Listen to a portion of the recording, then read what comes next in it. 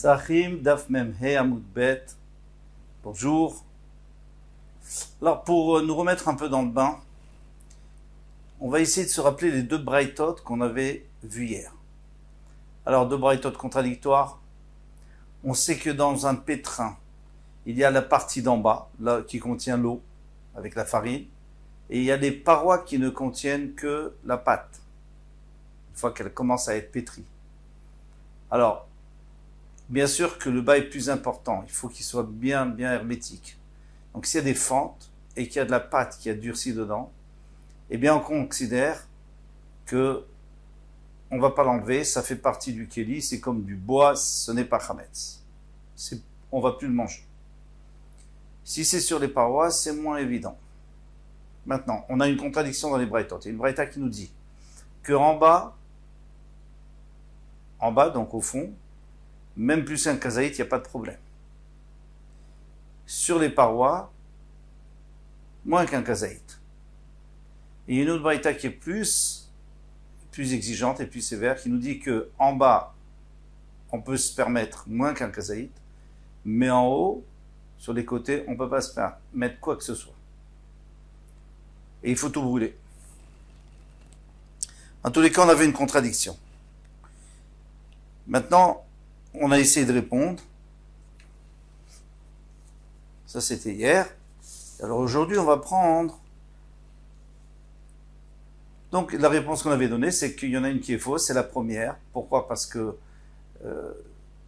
puisque ça fait de la midoraïta, de la Torah, donc, chametz, on doit faire la khumra, et donc on va prendre la deuxième braïta qui est plus exigeante et plus sévère. Amaravuna, alors on prend la quatrième. Amaravuna, ça c'était Ravuna qui avait dit qu'il faut aller enlever la première et prendre la deuxième.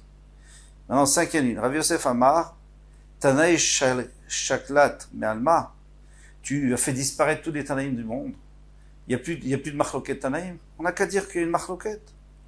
Tanaï, c'est une Machloket entre deux Tanaïm. Est-ce qu'on est mahmir, est-ce qu'on est sévère ou pas sévère? Détania. Alors on va voir une braïta. Apat sheivcha. Il y a de la pâte qui a moisi, c'est-à-dire elle a vraiment beaucoup monté. Chayav levaer, il faut quand même la brûler. Mne sherouya le shochaka, le chamea ba kama isot acherot, parce que tu peux l'écraser là, mettre en poudre et faire lever d'autres. C'est un peu comme du levain. Tu peux faire lever d'autres pâtes. Et puisque tu peux faire lever d'autres pâtes, alors il y a écrit, 2 fois dans la Torah, il y a écrit Kol ochel chametz, tous ceux qui mangent chametz, il sera puni. Il y a écrit machmetzet. Machmetzet, ça veut dire quoi? Ça veut dire même si c'est pas mangeable, mais puisque ça fait fermenter d'autres pâtes qui vont être mangées, bien sûr, alors on est chayav. Rabbi Shimon ben Elazar Omer, ça c'est le Tanakama. Rabbi Shimon ben Elazar Omer, Bamidvarim Amurim Bemekouyemet, la Achila. Ça c'est seulement si elle est destinée à être mangée, cette pâte. Alors si elle est destinée à être mangée, vous allez me dire, mais elle n'est pas mangeable. Oui, mais elle peut être destinée à être mangée par le fait qu'elle va être mélangée avec d'autres pâtes, elle va faire monter les autres pâtes, et puis après on va manger les pâtes. Aval kofet. Mais si par exemple on fait un gros cube comme ça de cette pâte et on la laisse durcir, c'est hors de levain, donc un gros cube comme un petit tabouret pour s'asseoir dessus. Shirda le yeshiva, et il a réservé pour s'asseoir dessus. Batla, donc il a annulé le chametz, c'est plus du chametz, ça se mange plus, c'est fini. Alors le problème, c'est que lui, il a annulé, d'accord, mais on sait très bien que c'est seulement la Torah qui a permis d'annuler. Midera Banan, il faut aussi brûler, comme on fait toujours, on brûle, on annule aussi le chametz.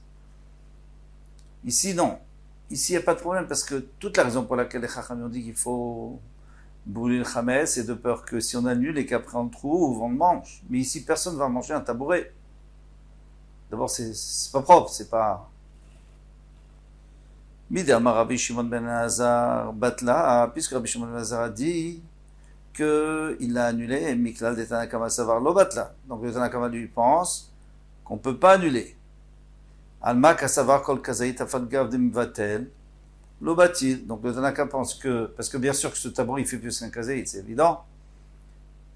Eh bien, le Tanaka pense que ce n'est pas batel. Et Rabbi Rajba, ou Rabbi Shimon ben Lazar, dit que c'est batel. Alors super. Donc on a répondu, puisque dans une braïta, on nous disait qu'un kazaït, on peut tolérer si on en a besoin si on est mevatel, si on annule, parce qu'on veut qu'elle reste dans le pétrin pour boucher les trous. Mais ça c'est en bas. Et dans l'autre braïta, on disait que non, moins qu'un kazaït. Pas un kazaït. Alors, celui qui disait moins qu'un kazaït, c'est un akama. Et celui qui disait même un kazaït, c'était Rabbi Shimon ben Lazar. Amarle Abaye, tirasta bekazaït. Ok, tu as bien arrangé le problème du kazaït. Hein, le kazaït, en bas, il y en a un qui a le droit, il y en a un qui n'a pas le droit. Maintenant, pachot mi kazaït. Mitiratz, qui sont les Tanaïm qui disent que moins qu'un kazaït, sur les parois, il y en a un qui dit que c'est bon, il y en a un qui dit que c'est pas bon. Alors, qui ça va être? Et là, veha Rabbi Shimon ben Lazar. On est obligé de dire que les deux, c'était Rabbi Shimon ben Lazar. Hi. Velo kasha, il n'y a pas de kasha. Alors, pour comprendre la réponse qui est en 7 mots, eh bien, on va un peu introduire. Il y a 3 endroits dans ce pétrin. Il y a le bas, où il y a de l'eau. Là, il faut vraiment que ça soit bien fermé, bien hermétique. Il y a le côté, donc les parois, le bas des parois, là où on pétrit. Bon, c'est bien aussi si c'est bouché. Et il y a le haut, les rebords, où on n'utilise pas du tout. On ne les utilise pas du tout. Donc là, on ne tolère rien. On ne tolère pas de chametz. Alors, en vérité, les deux braïtot, elles disent exactement la même chose. Seulement, ça dépend comment on va comprendre les braïtot. Donc, il y en a une qui est moins sévère et qui nous dit que le kazaït, on a le droit d'avoir en bas. Parce que lui, quand il parle de Asouï de Chazek, si vous vous souvenez de hier, on avait vu que l'endroit qui contient de l'eau, selon le chat de Rashi, Asouï de Arzik, il faudrait comprendre l'Arzik, qui contient l'eau, en bas, on a le droit à un kazaït. En réalité, même la deuxième braïta qui dit qu'on n'a pas le droit à un kazaït, elle ne parlait pas d'en bas. Elle parlait des parois. Et la première braïta qui parlait qu'on avait le droit, elle parlait d'en bas, du fond. Maintenant, moins que kazaït, la première braïta qui disait qu'on avait le droit moins qu'un kazaït, elle parlait des parois. Et la deuxième braïta qui disait qu'on n'avait pas le droit moins qu'un kazaït, même moins qu'un kazaït on n'avait pas le droit, elle parlait des rebords en haut qui ne servent à rien. Et voilà, donc on a résolu tout le problème. Mais la Gemara, elle le dit en 2 mots. Ha bimkom lisha. La première braïta qui nous avait dit que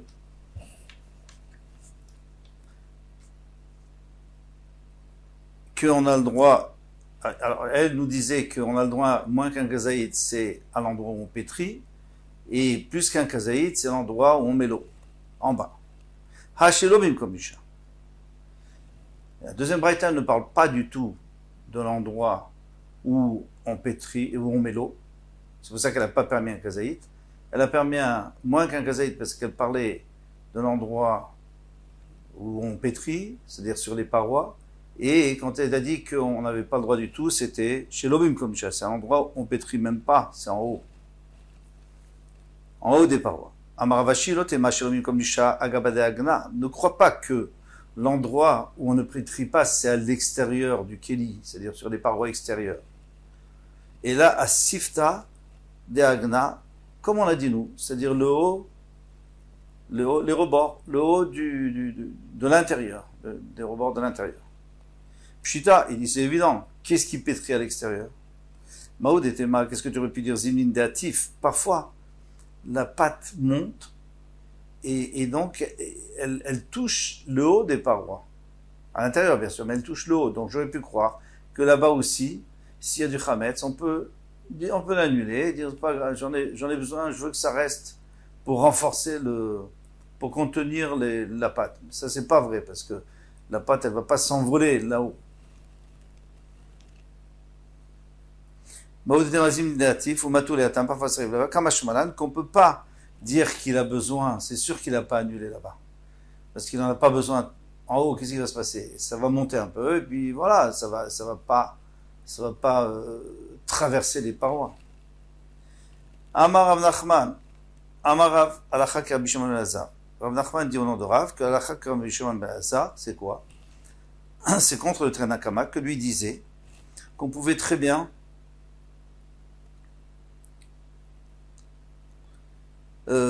prendre faire un tabouret en pâte et dire voilà, moi je le réserve à m'asseoir, et c'est moutar même s'il y a beaucoup plus qu'un kazaït. Tanakama ne permettait pas. Et il a dit mais non, Amarav Yitzchak Barashi, pour Amarav toujours au nom de Rav, Imtar Panea Batit, Batla, s'il a couvert, s'il a plaqué avec du ciment son tabouret, alors Batla, il a annulé. Tachin, s'il a enduit, d'accord. Le tachlo, donc tu vois bien qu'il faut vraiment fabriquer un tabouret. Tu peux pas juste dire c'est un morceau de pâte et c'est devenu un tabouret. Donc Rav se contredit. Mande matneha, non matneha. Donc je vais dire qu'il y avait deux talmidim, un qui a compris, que Rav avait compris, que Rabbi Shimon ben Elazar permettait même sans rien faire, juste parce que tu l'as réservé un tabouret. Et il y en a un qui pensait que non. Il y en a qui disent Amarav Nachman, Amarav, en alakha Rabbi Shimon ben Elazar. Il y en a qui ont entendu que Rav Nachman avait dit au nom de Rav, l'alakha n'est pas comme Rabbi Shimon ben Elazar d'Amar, Rav Yitzchak, Barashi, Amarav, parce que Rav Yitzchak a dit au nom de Rav, il me tarpe pas batit, batla, verroulé, etc. S'il a enduit avec du ciment, d'accord. Sinon, non. Donc l'alakha n'est pas comme Rabbi Shimon ben Elazar.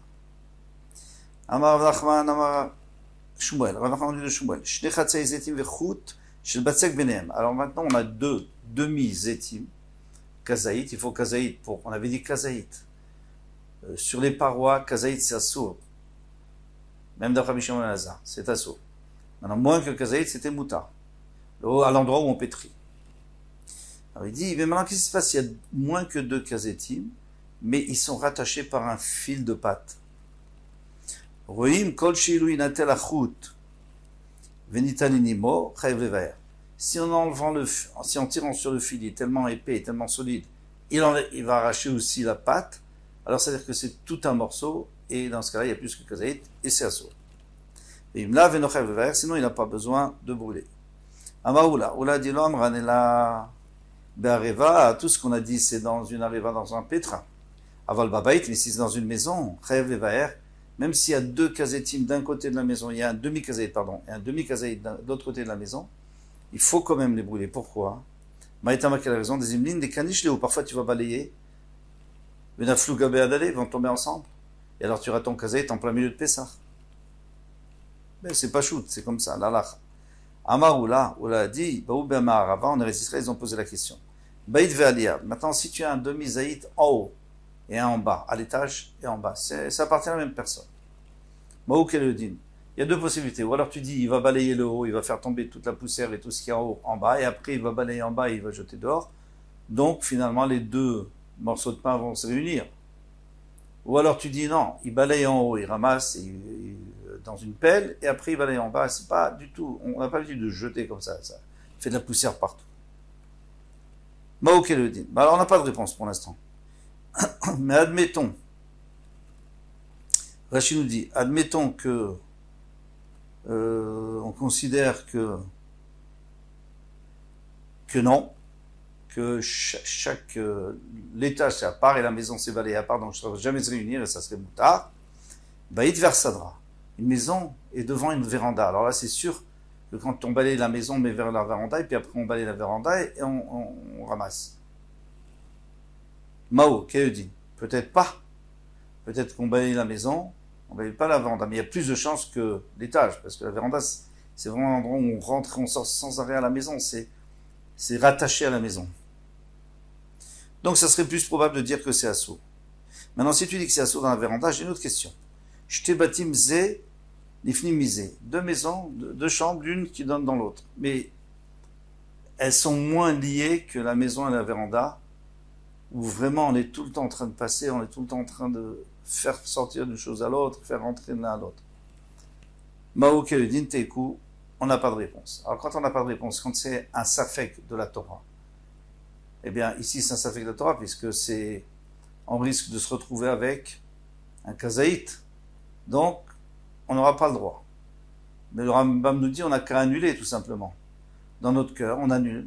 Et à ce moment-là, Minatora, il n'y a plus d'Issour. Le Issour, c'est des Rabbanan. Ça fait que des Rabbanan. On peut faire la Kula, donc on n'est pas obligé de s'en débarrasser. Tanou Rabbanan. On va nous enseigner. Apachi Ipsha. Maintenant, il y a du pain qui a moisi. Mais un homme ne peut plus le manger. Le chien, il peut encore le manger. Donc, elle peut rendre Tmea si elle a Kabetza. Parce qu'il faut toujours un Kabetza pour entamer. S'il y a moins que Kabetza, la valeur d'un œuf, le volume d'un œuf, eh bien, on ne peut pas entamer. Venis refet ima Tmea bepesach. Et on peut la brûler avec la Trouma Tmea à Pesach. Pourquoi? Parce que la Trouma Tmea, ici on parle des Ref Pesach, à la 6e heure où on n'a plus le droit d'en profiter. De toute façon, il faut la brûler. Alors peu importe si tu la brûles avec une Trouma Tmea ou ou toute seule. De toutes les façons, tu vas la brûler. Même si elle est Torah, tu as le droit de la... Normalement, on n'a pas le droit de rendre tamé, on avait vu ça plus haut. On n'a pas le droit de rendre tamé la Trouma Théora. Mais ici on peut, puisque de toute façon, il faut la brûler. Mishum Rabbi Natan Amrou, ils ont dit, Rabbi Natan, en ametama. Elle rend pas tmea. Pardon. Pourquoi? Parce qu'elle n'est pas apte à être mangée par un homme. Il n'y a que le chien qui peut la manger. Kiman azla adet. Normalement, comme qui va la Mishnah klal amrou betarot, ils ont dit un klal, une généralité dans tarot. Kol amiyuchad leochel adam, tout ce qui est réservé à l'homme. Tamé, il est tamé. Hachi pasel minechol mlakelev. Même si l'homme ne peut plus le manger, mais que le chien peut le manger encore, eh bien c'est encore tamé, c'est un rend tamé. Keman, comme qui ça veut dire que Rav Natan, ça ne veut pas comme Rav Natan, parce que Rav Natan lui disait que à partir du moment où c'est plus mangeable pour l'homme, c'est taro, ena metama. Tanora bana, non mais d'enseigner. Arevat avdanim, shenatan et trois kemach. Avdanim, c'est ceux qui travaillent les peaux, les tanneurs. Donc ils mettent de la farine pour travailler leur peau. Alors pour l'instant, Rachid nous dit qu'il y ait des peaux dedans ou qu'il n'y ait pas des peaux dedans, parce que quand il y a des peaux dedans, c'est sûr que ça abîme la farine, ça la rend mangeable.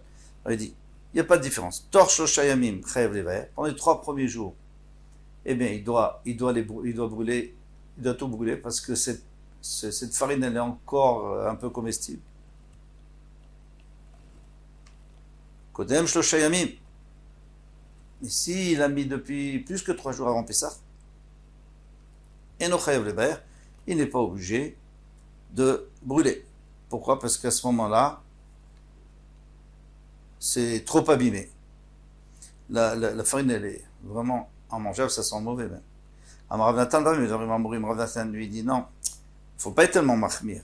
Shelo Natan Baorotz, les tochaorot, c'est seulement s'il n'a pas mis de peau dedans. Rav Natan les tochaorot, mais s'il a mis de la peau dedans, les peaux, afilutor shlosha en chayav lever. Même si c'est à l'intérieur de 3 jours, il n'a pas besoin d'être mévar, il n'a pas besoin de brûler parce que de toute façon c'est fini, c'est repoussant. Dès qu'il y a les peaux dedans, c'est repoussant. Alors pourquoi le Tanakama lui disait que même sans les peaux, c'était assuré? Parce que lui dit que le keli, l'ustensile lui-même, il dégage une odeur qui fait que... Pardon, le Tanakama...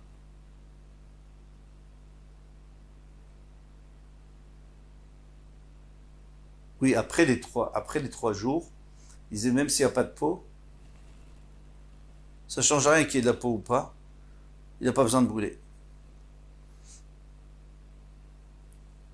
Amar Rava alacha Rav Natan, la alacha c'est comme Rav Natan, afilu yom echad.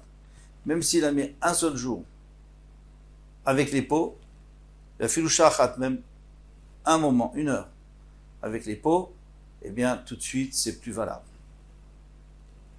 Voilà, on va s'arrêter là. En conclusion, donc, d'après le Tanakama, je ne devrais pas dire, d'après le premier qui parle, il avait dit que peu importe s'il y a des peaux dedans ou pas, au bout de 3 jours, même sans peau, c'est plus mangeable. Et pendant les 3 premiers jours, de toute façon, elle est encore valable, cette farine. Et d'après Rav Natan, c'est seulement s'il y a des peaux. Mais s'il n'y a pas de peau, c'est seulement s'il n'y a pas de peau. Mais s'il y a des peaux dedans, alors, au bout d'une heure, ça dépend, une heure, est-ce que ça veut dire un moment ou une heure? Eh bien, c'est déjà moutard de garder. À demain, Bezrat Hashem.